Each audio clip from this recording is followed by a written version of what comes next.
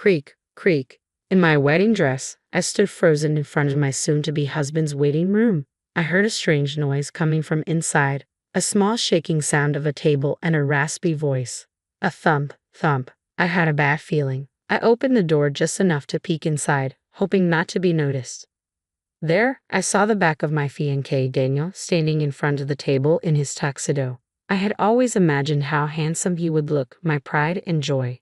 But what I saw filled me with utter despair. Trembling, I held up my smartphone and started live streaming. I was determined to expose the sin that stole my happiness. They would pay for their betrayal, and I would ensure I got my revenge. Let's rewind a bit. After graduating from university, I started working as a spatial designer. I've been working for 4 years now. While being a designer sounds glamorous, the reality is that the salary is low and the workload is heavy, especially on weekends.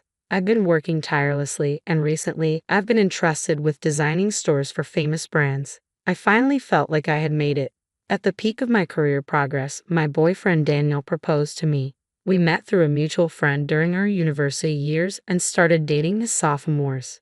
Daniel, who was both academically and athletically gifted, was popular at the university. He graduated with honors and excelled in the futsal club. Even after we started dating, girls who were popular on campus continued to confess their feelings to him.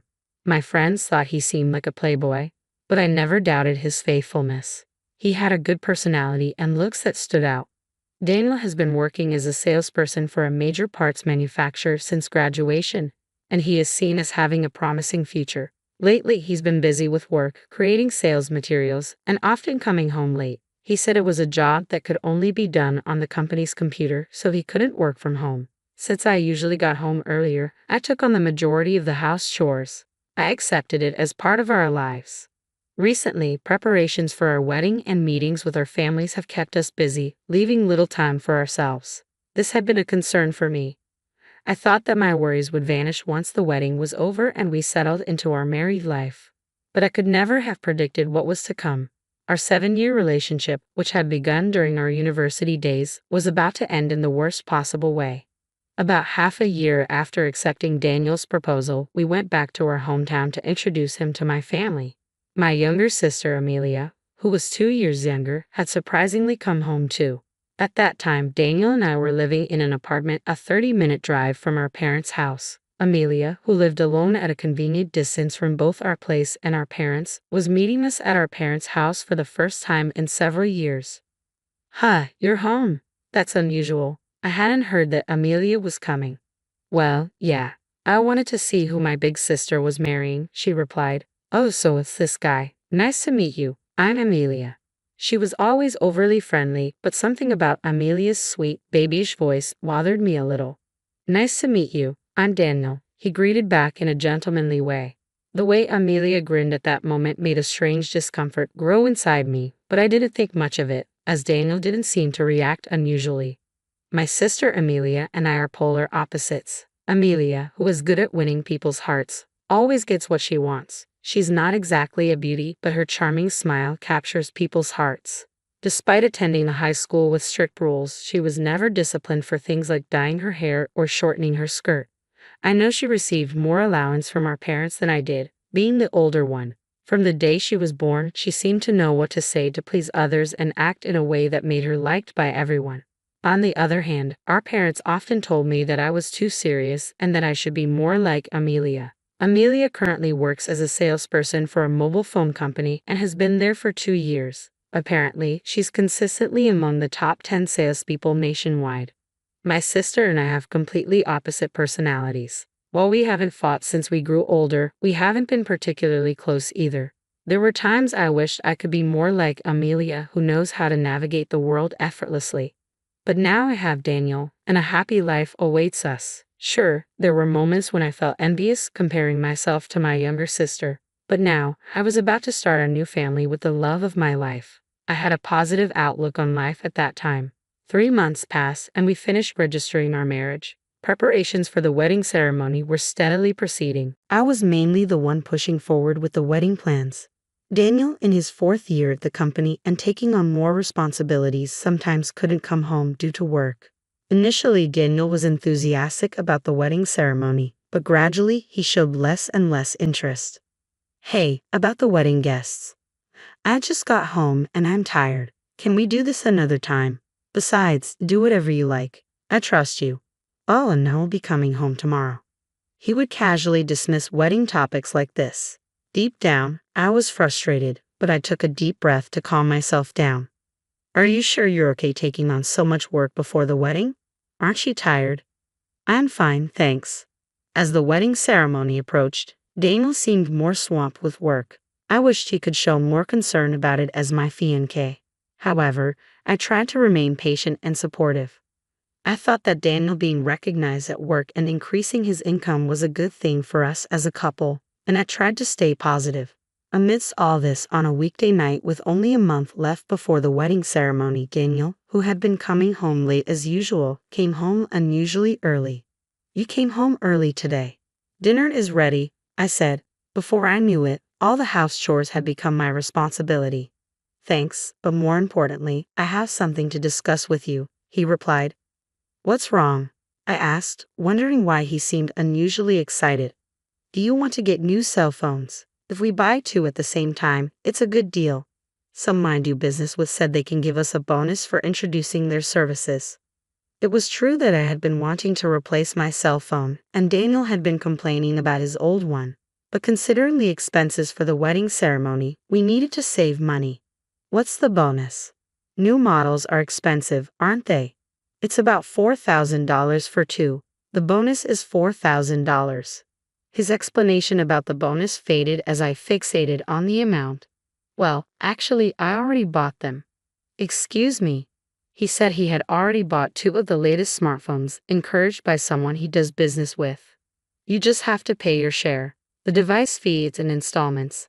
Though we both worked and were about to become husband and wife, we had agreed to manage our bank accounts separately for a while and discuss it again when we wanted kids in the future.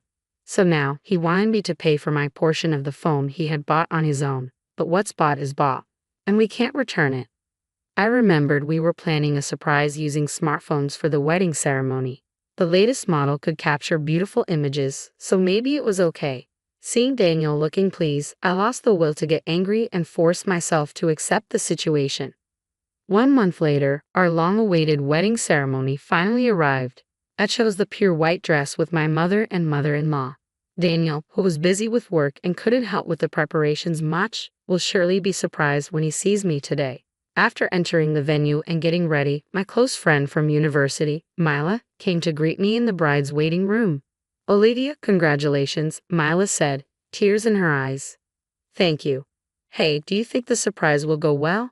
I asked. I had planned a special event and asked the venue staff to prepare my smartphone to be connected to the screen. We were set to perform a surprise interview with the guests. I thought a regular event would be boring, so I asked the staff to do various things in terms of production for the ceremony to meet my demands. I wanted to pay attention to the details, an occupational hazard of being a spatial designer.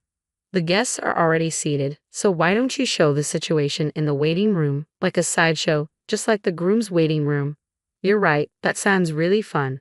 Since I had planned the smartphone performance with the staff without involving Daniel, I hadn't told him about it yet. It would be a surprise if I suddenly informed him during the ceremony, so maybe it would be nice to give him a heads up and show him a little bit in advance.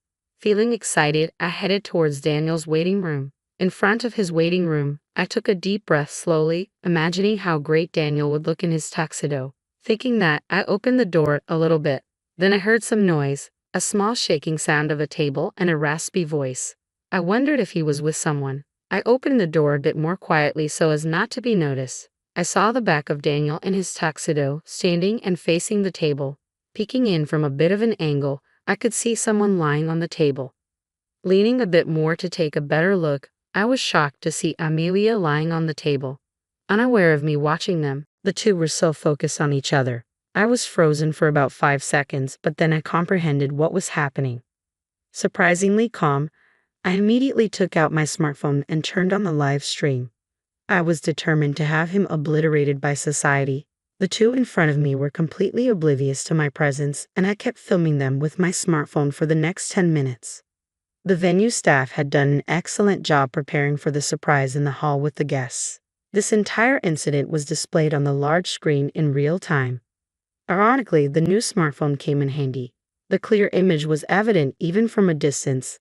As it was being filmed, the guests watching the live stream were speechless. My parents and in-laws noticed the commotion, and my father-in-law was furious.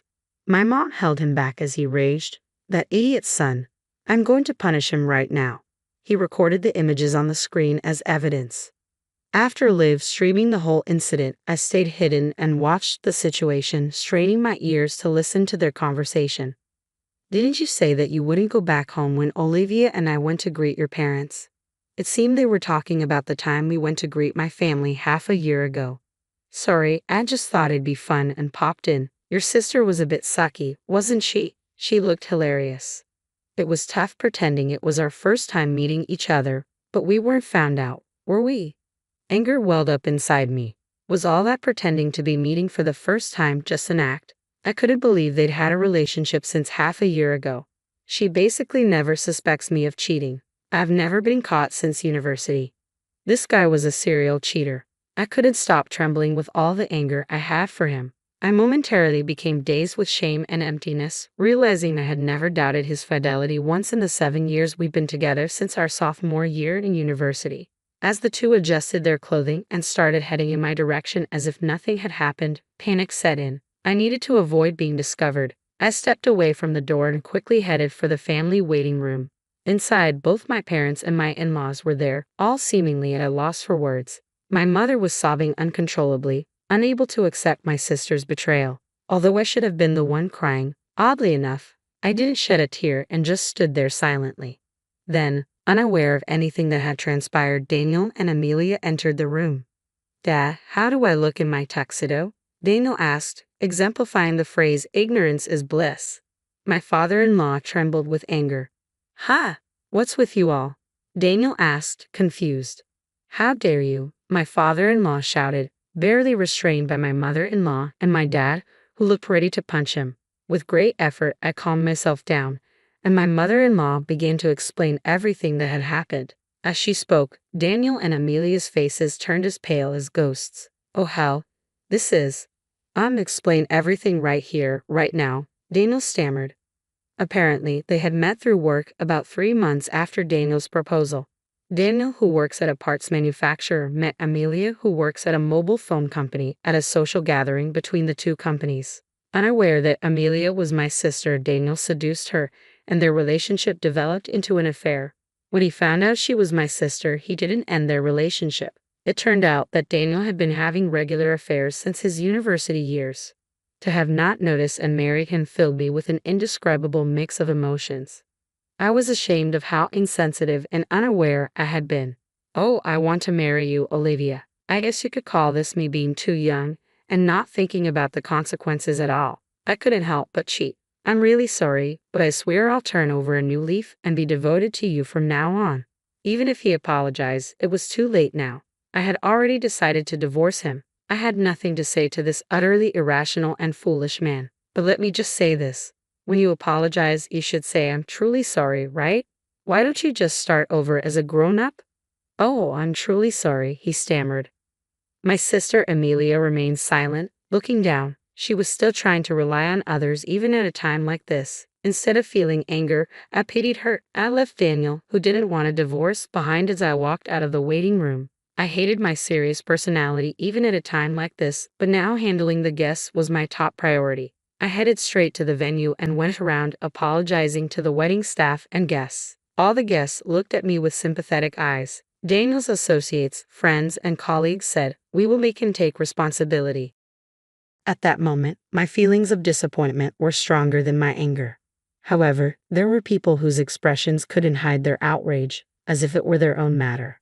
Above all, it was clear that the two had lost their social status, credibility, and all the relationships they had built with so many people. 1 week after the nightmare wedding, Daniel lost his position at work and had to resign. Several of our mutual friends from university were also invited, but all of them said they had cut ties with him. Amelia was also fired because Daniel's workplace contacted hers about their affair. They were disowned by their parents who had loved them so much. I claimed damages from the two of them and filed for divorce. 2 months had passed since the wedding, and just when I started to think, was that incident really a dream? I received a call from the venue. To my surprise, they invited me to work as a wedding designer. Apparently, they appreciated my abilities as a designer in the planning and production of this wedding. For someone seriously considering career advancement after the wedding was canceled, it was a dream come true. I accepted the offer without any hesitation.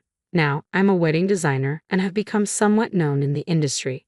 I work hard every day to make other people's weddings happy, even though it's ironic that I've had a terrible wedding experience. By the way, I put the smartphone up for sale on an online marketplace right after the divorce. I guess Daniel had bought the two phones for my sister at that time. Since it was a new model that had just been released, I was able to sell it for the same price as if it were new. With the payment for damages I received from Daniel and Amelia, along with this money, I'm planning a very nice, luxurious solo trip.